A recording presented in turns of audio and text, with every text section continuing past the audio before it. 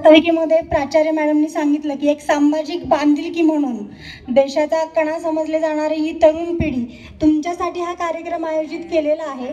आणि थोडं शांत बसा. मी थोडक्यातच आमच्या विभागाबद्दल, परिवहन विभागाबद्दल दिल्या जाणाऱ्या सुविधा ज्या आहेत, सर्व्हिसेस आहेत, त्याच्याबद्दल तुम्हाला माहिती सांगते. परिवहन विभागामार्फत RTO डिपार्टमेंटमधून ज्यावेळेस तुम्ही 18 वर्ष वयोमर्यादा पूर्ण करता, जसं झेंडे साहेबांनी सांगितलं, 18 वर्ष ज्यावेळेस तुम्ही पूर्ण कराल त्यावेळेसच तुम्हाला मतदान असो किंवा ड्रायव्हिंग लायसन असो त्याच्यासाठी तुमचं वय योग्य आहे असं समजलं जातं. तुम्हाला काय वाटतं की 18 वर्षच ही वयोमर्यादा दिली असेल, त्याच्या अगोदर का नाही तुम्ही मतदान करू शकत किंवा लायसन काढू शकत? नाही माहिती. कारण की असं समजलं जातं की ज्यावेळेस तुम्ही 18 वर्ष पूर्ण कराल त्यावेळेस तुमच्यामध्ये सुज्ञता, म्हणजे तुम्ही सुज्ञ नागरिक, तुमच्यामध्ये ती समज येईल. कोणताही काम करण्यासाठी, कोणताही कर्तव्य जबाबदाऱ्या पार पाडण्यासाठी तुम्ही एक सुज्ञ नागरिक झाला असाल आणि म्हणून तुम्हाला मतदानाचा हक्क किंवा ड्रायव्हिंग लायसन होल्ड करण्याचा हक्क दिला जातो. तर परिवहन विभागामार्फत 2 सुविधा दिल्या जातात. एक व्हेकल रिलेटेड सर्व्हिसेस असतात, वाहनासंबंधीच्या सर्व्हिसेस, आणि दुसऱ्या म्हणजे ड्रायव्हिंग लायसन्स सर्व्हिसेस असतात.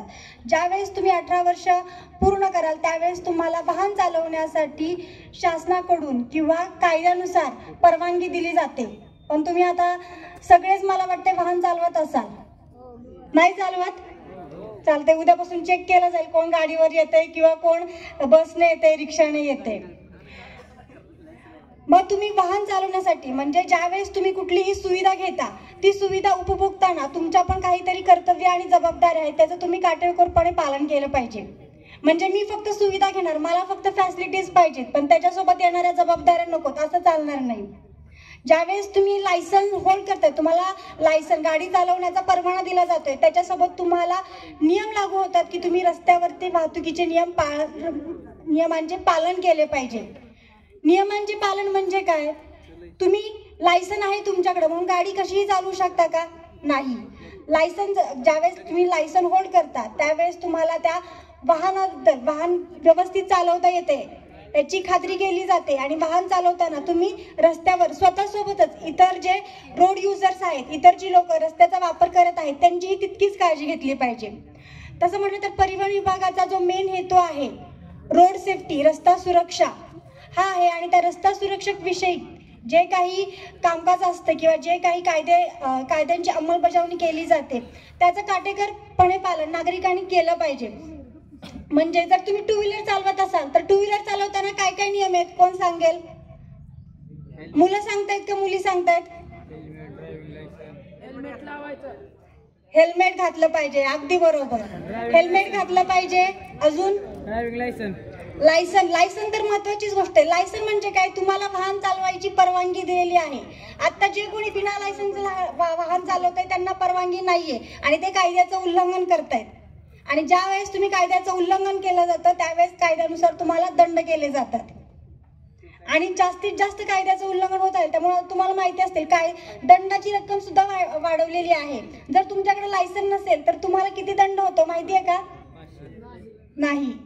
जर तुमच्याकडे लायसन नसेल आणि तुम्ही वाहन चालवत असाल तर तुम्हाला कायद्यानुसार 10,000 रुपये दंड आहे. 5,000 रुपये त्या गाडी मालकाला, म्हणजे तुमच्या वडिलांची गाडी असेल किंवा इतर कोणाच्याही रिलेटिव्ह, इतर कुठल्याही पाहुण्यांची गाडी असेल तर तो 5,000 ओनरला, जो गाडीचा मालक आहे, आणि 5,000 ड्रायव्हरला म्हणजे चालकाला.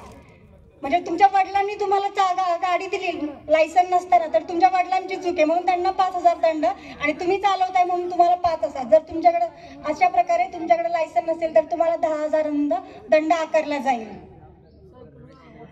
मग 2 व्हीलर चालवताना जसं त्याने सांगितलं हेल्मेट घालणं अतिशय गरजेचं आहे. का हेल्मेट वापरायचं? कारण की ज्यावेळेस अपघात होतो आपल्या शरीरातील महत्वाचे 2 अवयव असतात, एक म्हणजे हृदय आणि दुसरं म्हणजे मेंदू. आणि याला जर इजा झाली तर तुम्ही काय होतं, मोस्टली लोक काय होतात, पॅरलाइज्ड होतात, म्हणजे तर जिवंत असून सुद्धा जिवंत नसल्यासारखे होतात. म्हणून ज्यावेळेस अपघात होतो 2 व्हीलर चालकाचा त्याच्या सगळ्यात जास्त इजा ही डोक्याला होते, मेंदूला म्हणून ते हेल्मेट हे कंपल्सरी वापरलंच पाहिजे 2 व्हीलर चालवताना. कित्येक म्हणजे कित्येक अपघात असे आहेत की ज्याच्यामध्ये जर त्या व्यक्तीने फक्त हेल्मेट घातलं असतं तर त्याचा जीव वाचला असता. आणि लक्षात घ्या मित्रांनो, ज्यावेळेस अपघात होतो, ज्यावेळेस एखादी व्यक्ती आपल्या घरातील असो किंवा नातेवाईकांमधील मृत पावते, त्याची जी उणीव आहे किंवा कुठल्याही गोष्टीने ती गोष्ट तो व्यक्ती परत होऊ शकत नाही, इरिव्हर्सिबल आहे, त्याला रिव्हर्स बटन नाही. तुमचाच उद्या जाता जाता ऍक्सिडेंट झाला, हात तुटला, पाय तुटला, तर कोणी देऊ शकतं का हात पाय परत? नाही देऊ शकत. तुम्ही अधो होऊन जाता आणि त्याला काहीही कॉम्पन्सेशन नाहीये. म्हणून स्वतःची काळजी स्वतःच घेतली पाहिजे. आपल्या जीवाची काळजी आपणच जास्त घेऊ शकतो, बरोबर आहे ना? आम्ही किती सांगितलं, तुम्ही हेल्मेट घाला, ओव्हर स्पीडिंगने गाड्या चालवू नका, ट्रिपल सीट जाऊ नका, जास्त जे काही स्टंट्स आहेत ते करू नका. पण आम्ही कितीही प्रबोधन केलं, कितीही सांगितलं, जोपर्यंत तुम्ही स्वतःहून त्याची अंमलबजावणी करणार नाही तोपर्यंत ते होणार नाही. रस्ता सुरक्षा ही जितकी महत्वाची आहे, कारण की आजच्या दैनंदिन जीवनात आपण बघितलं तर गाडी, दोन गोष्टी फार महत्वाच्या आहेत, गाडी आणि मोबाईल. ह्या दोन गोष्टी नसतील तर कोणी बाहेरच पडत नाही. एक वेळ डबा विसरला तरी चालेल, पण माझा मोबाईल विसरला नाही पाहिजे, बरोबर आहे ना?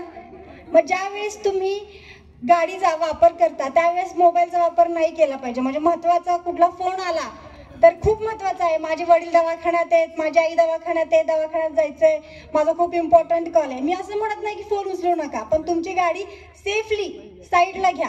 सेफली म्हणजे ज्याच्यामुळे दुसऱ्या वाहन चालकांना काही त्रास होणार नाही. साईडला घ्या आणि मग फोनवर बोला. मोबाईल टॉकिंगच्या केसेस खूप वाढल्या आहेत. चालता चालता मोबाईलवर बोलवा किंवा हेडफोन लावून बोला. हेडफोन लावून बोलणं ही नॉट अलाउड आहे. तुम्ही हेडफोन लावून सुद्धा बोलायच नाही. फोन आला कंपल्सरी गाडी सेफली पार्क करा, साईडला घ्या आणि नंतरच फोनवर बोला. तुमच्यामुळे तुम्हाला काही नाही झालं तर दुसरा येऊन तुम्हाला धडकेल, त्याने किती हॉर्न वाजवलं तरी तुम्हाला कळणार नाही. मग ह्या ज्या काही गोष्टी आहेत वाहन चालवण्याच्या, ज्यावेळेस तुम्ही एक सुज्ञ नागरिक म्हणून सुविधा घेत असता, सुविधा घेतानाच त्यासोबत ज्या काही कर्तव्य, जबाबदाऱ्या आहेत, नियम आहेत, कायदे आहेत, त्यांचं सुद्धा तुम्ही काटेकोरपणे पालन केलं पाहिजे. त्यासाठी जे काही परिवहन विभागामार्फत, जसं मी सांगितलं की आम्ही तुमचं 18 वर्ष पूर्ण झालं, तुम्ही लर्निंग लायसन्स साठी अप्लाय करा. एक महिन्यानंतर तुम्हाला परमनंट लायसन भेटेल. जर तुम्हाला कंडक्टर लायसन करायचं असेल, बॅच करायचा असेल, रिक्षा चालकाचा परवाना असेल किंवा हेवी लायसन असेल, तर त्या ड्रायव्हिंग लायसन्स रिलेटेड ज्या काही सर्व्हिसेस आहेत, तुम्ही ऑनलाईन ॲप आहे, परिवहन विभागाची वेबसाईट आहे parivan.gov.in, त्याच्यावरती जाऊन सारथी हे ड्रायव्हिंग लायसन्सशी रिलेटेड पोर्टल आहे आणि वाहन पोर्टल, ते वाहनांशी रिलेटेड गोष्टींसाठी. म्हणजे ज्यावेळेस तुम्ही एखादं नवीन वाहन घेता, नॉन ट्रान्सपोर्ट असेल, गाडी घेतली, टू व्हीलर घेतली, फोर व्हीलर घेतली, तर त्याचं रजिस्ट्रेशन होतं. रजिस्ट्रेशन RTO ऑफिसमध्ये होतं आणि तुमच्या गाडीला नंबर प्लेट दिली जाते. आता ही जी प्रोसेस आहे ती पूर्ण डीलर मार्फत होते, पण त्याचा जो होल्ड आहे किंवा त्याचं जे मेन अथॉरिटी आहे ती परिवहन विभागात RTO मधूनच त्याची लायसन्स किंवा जे काही नंबर्स दिले जातात ते परिवहन विभागामार्फत देतात. त्यानंतर ज्यावेळेस तुमच्या गाडीला 15 वर्ष पूर्ण होतात, त्यानंतर तिचं रिपासिंग करावं लागतं. रिपासिंग म्हणजे काय? ती फिजिकली फिट आहे, ती रस्त्यावर चालण्यासाठी, त्याच्यासाठी तिचं इन्स्पेक्शन केलं जातं आणि त्यानंतर ती रस्त्यावर चालण्यासाठी पुढील 5 वर्ष फिट आहे, मेकॅनिकल फिट असं सर्टिफिकेट दिलं जातं आणि नंतर ती 5 वर्ष पुढे वापरली जाते. त्याच्यानंतर जर का ट्रान्सपोर्ट व्हेकल असेल तर त्या ट्रान्सपोर्ट वर्षाचं 8 वर्षापर्यंत 2-2 वर्षांनी पासिंग होतं. पासिंग होतं म्हणजे काय होतं की ती गाडी रस्त्यावरती चालण्यासाठी रोडवरती आहे, मेकॅनिकली फिट आहे, याचं फिटनेस सर्टिफिकेट दिलं जातं. मग ज्या काही तुम्ही गाडी घेतली, गाडीचा नंबर असेल, त्याचं रिपासिंग असेल, त्याचं टॅक्सेशन असेल, त्याच्याशी रिलेटेड ज्या गोष्टी आहेत, सर्व्हिसेस आहेत, त्या वाहन रिलेटेड सर्व्हिसेस या वाहन पोर्टलवरती परिवहन विभागाच्या तुम्हाला दिलेले जातील. इथं स्टॉल लावलेला आहे, त्या स्टॉलमध्ये आमच्या कार्यालयामार्फत एक माहिती पुस्तिका दिलेली आहे, ती तुम्ही जरूर वाचा, त्याच्यामधून तुम्हाला नक्कीच माहिती मिळेल. आणि आजच्या या कार्यक्रमादिवशी, आजच्या कार्यक्रमासाठी अध्यक्ष चेअरमन साहेब आहेत, तर माझ्या चेअरमन साहेबांना थोडी अशी विनंती राहील की सध्या उसाचा सीझन सुरू झालेला आहे आणि उसाचा सीझन सुरू झाला की रस्त्यांवरती उसाचे ट्रॅक्टर, ट्रक, बैलगाड्यांची ये जा जास्त वाढते आणि त्यांना कंपल्सरी रिफ्लेक्टर लावण्यात यावेत. कारण की रात्रीच्या वेळेस चालकांना रिफ्लेक्टर असतील तर बरीचशी म्हणजे वाहनाचा प्रेझेन्स रस्त्यावरती आहे हे कळतं. तसंच जे काही ट्रॅक्टर वगैरे आहेत मोठे मोठे साऊंड फिट करून चालवतात तर त्यांच्यावरती थोडंसं प्रतिबंधात्मक म्हणजे कारखान्यामार्फतच कारवाई केली, सांगितलं तर बरं होईल की साऊंड फिट करू नका. कारण की काय होतं, पाठीमागचं किती हॉर्न वाजवलं तरी त्याला ऐकू येत नाही.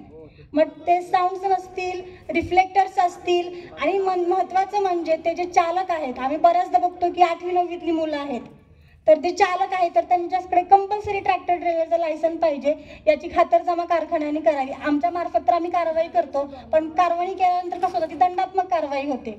तुम्ही जर त्यांना अगोदरच सांगितलं की बाबा लायसन असेल तरच त्या ट्रॅक्टरवर तो ड्रायव्हर ठेवा, त्याला सगळी माहिती असावी, साऊंड नसावेत, रिफ्लेक्टर असावेत, आणि तुमच्या ज्या शिक्षण संस्था आहेत किंवा कारखान्यातले जे कर्मचारी वर्ग आहे किंवा कॉलेजला पण येणारा जो प्राध्यापक वर्ग आहे, जी कोणी मुलं टू व्हीलरवरती असेल तर कंपल्सरी त्यांना संस्थेमार्फतच हेल्मेट वापर करण्याचं प्लीज तुम्ही म्हणजे एक काय म्हणतात ना, मॅनेजमेंटमधूनच नोटीस हे करा. कसं आहे, तुमची संस्था एवढी मोठी आहे, नावाजलेली आहे, मग तुमच्या संस्थेमधील जर लोक काटेकोरपणे हे रोड सेफ्टीचं, रस्ता सुरक्षेचे पालन करत असतील तर ती खूप मोठी गौरवण्यासारखी गोष्ट होईल.